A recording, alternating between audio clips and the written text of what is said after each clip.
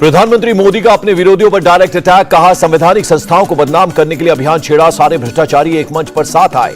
PM Modi बोले कार्रवाई होने पर एजेंसियों पर हमले किए जा रहे हैं, लेकिन भ्रष्टाचार पर एक्शन रुकने वाला नहीं है। पीएम मोदी बोले कुछ लोगों ने मुझे जेल में डालने का जाल बिछाया, जनता के आशीर्वाद से हम बचे हुए हैं। पीएम मोदी ने कहा बीजेपी यूट्यूब ट्विटर से पैदा होने वाली पार्टी नहीं, कार्यकर्ताओं की तपस्या से बनी है बीजेपी। पीएम मोदी ने बीजेपी मुख्यालय की एक्सटेंशन बिल्डिंग का उद्घाटन किया, श्रमवीरों से की मुलाकात। बीजेपी अध्यक्ष जेपी नड्डा ने कहा सेवाई संगठन का नारा पीएम ने दिया, उनके नेतृत्व का लोहा विपक्ष भी मानता है। जेपी नड्डा ने कहा पीएम ने एक भी मीटिंग अपने आवास पर नहीं की, 499 जिलों में बीजेपी कार्यालय बने। माफिया अतीक अहमद को लेकर यूपी पुलिस साबरमती जेल के लिए रवाना, कड़ी सुरक्षा के बीच ले जाया जा रहा है। 44 साल बाद माफिया अतीक अहमद को सजा, 17 साल पुराने किडनैपिंग केस में उम्र कैद की सजा मिली। शौकत हनीफ और दिनेश पासी को भी आजीवन कारावास, अतीक का भाई अशरफ समेत 7 लोग बरी। अतीक अहमद को फांसी की सजा की मांग, उमेश पाल अपहरण केस को लेकर हाईकोर्ट जाएंगे वकील। अतीक अहमद को पहली बार किसी मामले में सजा सुनाई गई, यूपी के एडीजी प्रशांत कुमार का बयान। सजा मिलने के बाद दिनेश पासी ने खुद को बताया बेकसूर, कहा मुझे झूठे मुकदमे में फंसाया गया। फ्रीडम ऐप से सीखकर हार्डवेयर की दुकान रखी है क्या? अगर ऐसा है तो आप अपने उत्पादों को 1 करोड़ फ्रीडम ऐप के जो ग्राहक हैं उन्हें बिना किसी खर्चे के आप उसे बेच सकते हैं।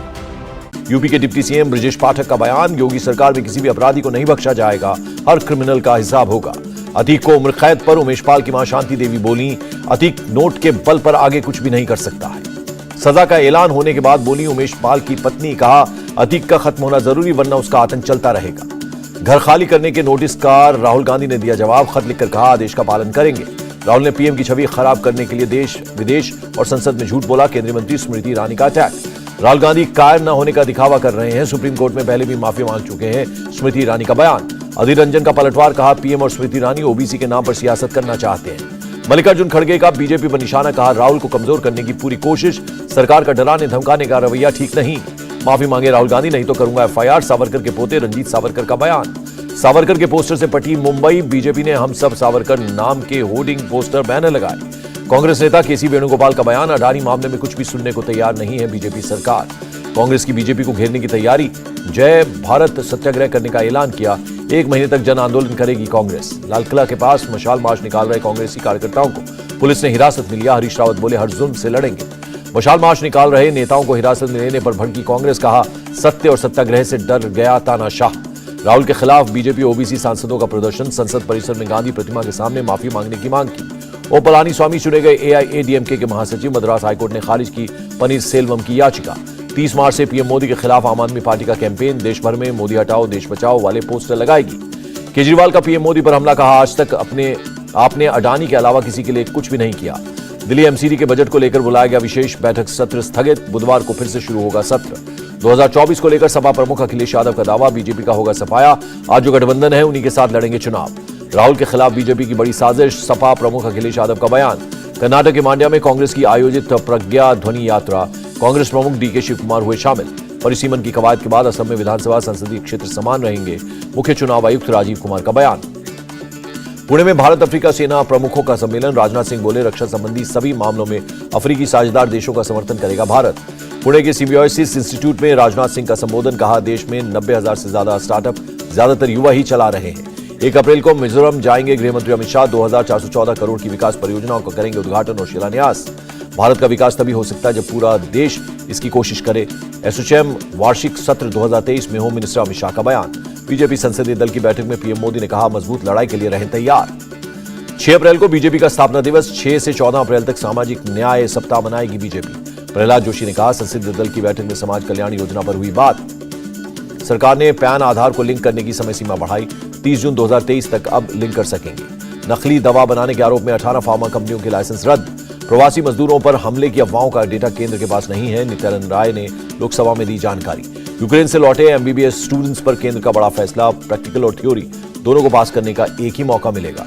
आईएनएस चिल्का में अग्निवीरों के पहले बैच की पासिंग आउट परेड, नौसेना प्रमुख बोले अग्निवीरों का करियर कई मायनों में चुनौतीपूर्ण होगा।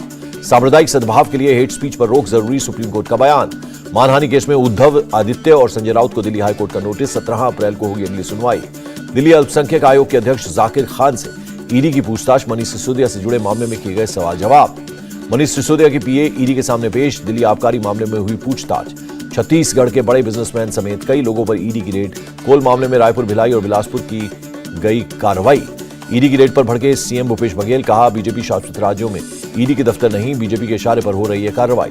दिल्ली हाईकोर्ट ने जामिया हिंसा मामले में शहजीद समेत 9 आरोपियों को बरी करने का फैसला पलटा, आरोप तय करने का दिया आदेश। पीएमओ के नाम पर कश्मीर में ठगी करने के आरोपी की पत्नी मालिनी पटेल गिरफ्तार, अहमदाबाद क्राइम ब्रांच ने नाडियाड से पकड़ा।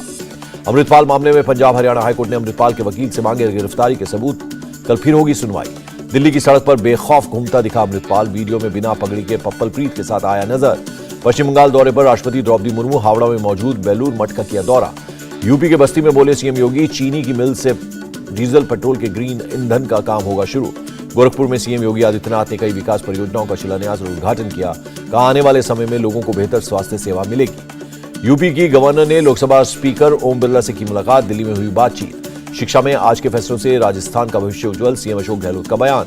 नागपुर में डिप्टी सीएम देवेंद्र फडणवीस के घर बम रखने की खबर निकली झूठी, फोन करने वाले को हिरासत में लेकर पूछताछ। शिवमोगा में दूसरे दिन भी बंजारा समुदाय का प्रदर्शन जारी, शिकारीपुरा में रोड ब्लॉक किया, राज्य सरकार द्वारा घोषित आरक्षण का विरोध। हैदराबाद में वायस शर्मिला को पुलिस ने अस्पताल जाने से रोका, सुविधाओं का निरीक्षण करने जा रही थी। राइट टू हेल्थ एक्ट पर बोले राजस्थान के सीएम अशोक गहलोत, मरीजों के हित में है एक्ट, डॉक्टरों की हड़ताल से आ रही है दिक्कतें, किसी भी कीमत पर राइट टू हेल्थ बिल वापस नहीं होगा, राजस्थान के स्वास्थ्य मंत्री का बयान। सीएम पुष्कर सिंह धामी ने रामनगर में होने वाली G20 बैठक की तैयारियों की समीक्षा की।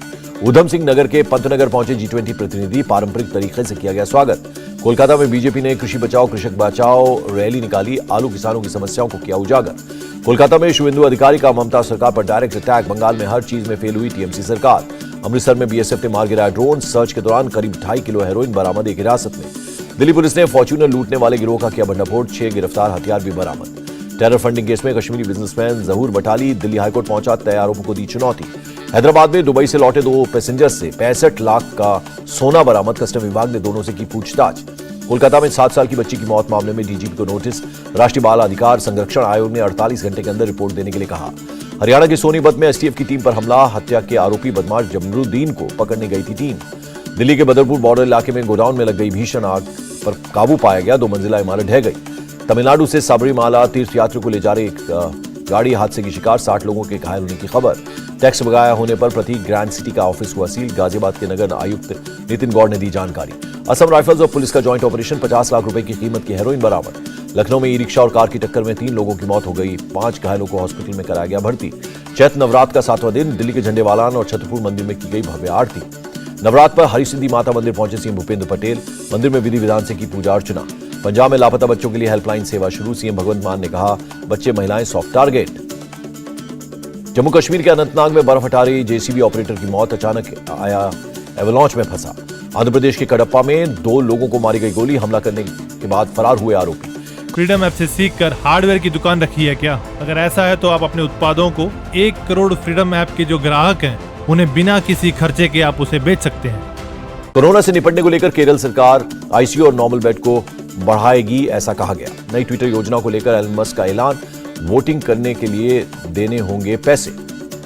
यूएस और मैक्सिको सीमा पर एक डिटेंशन सेंटर में भीषण आग लग गई, 39 प्रवासियों की जलने से हुई मौत। इस्लामिक स्टेट ने काबुल में हुए आत्मघाती हमले की जिम्मेदारी ली, लास्ट में 6 लोगों की हुई है मौत। जापान के होकाइडो में भूकंप के तेज झटके, रिक्टर स्केल पर 6.1 मापी गई तीव्रता। काठमांडू में पीएम आवास पर बैठक, मंत्री स्तरीय विभागों के बंटवारे को लेकर हुई चर्चा। संयुक्त राष्ट्र सुरक्षा परिषद ने नॉर्ड स्ट्रीम तोड़फोड़ पर रूसी प्रस्ताव के खिलाफ मतदान किया। ईपीएफओ ने नौकरी पेशा लोगों को दी खुशखबरी, 2022-23 के लिए तय की 8.15% ब्याज दर। केंद्रीय मंत्री पीयूष गोयल का बयान, भारतीय वस्तुओं और सेवाओं का निर्यात पहली बार 750 अरब अमेरिकी डॉलर के पार पहुंचा। मामूली गिरावट के साथ बंद हुआ शेयर बाजार, सेंसेक्स 40 और निफ्टी 34 पॉइंट लुढ़का। अमेरिकी डॉलर के मुकाबले रुपया 11 पैसे बढ़ा, 1 अमेरिकी डॉलर 82 रुपए 20 पैसे पर बंद हुआ। और घरेलू आपूर्ति में सहज होने तक गेहूं निर्यात पर फिलहाल प्रतिबंध जारी रहेगा, भारतीय खाद्य निगम का बयान।